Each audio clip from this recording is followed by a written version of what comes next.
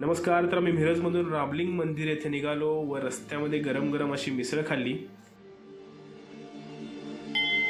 पुढे रस्त्याला लागलो व मस्त अशी सिनरी पाहत पाहत कडकमध्ये आम्ही पोहोचलेलो आहे रामलिंग मंदिराला. मंदिराची अशी मान्यता आहे की श्रीराम प्रभू जेव्हा 14 वर्ष वनवासला होते त्यावेळेस ते येथे आले होते व त्यांनी येथे शिवलिंग स्थापित केले व अभिषेकासाठी त्यांनी एक बाण मारला गुफेमध्ये आणि तिथून जे पाणी पाझरतं ते आत्तापर्यंत सुद्धा 12 महिने पाणी तिथं चालूच असतं आणि त्या पाण्यामुळे बाहेर कुंड सुद्धा भरलेले आहेत. तुम्ही पाहू शकता हे सगळे कुंड भरलेले आहेत ते त्या पाण्यामुळे भरलेले आहेत.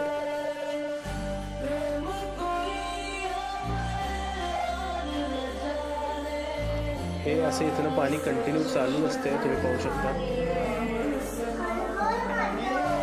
प्रभू रामचंद्र यांच्या पदस्पर्शाने पावन झालेल्या म्हणून या मंदिराला रामलिंग मंदिर असे म्हणतात.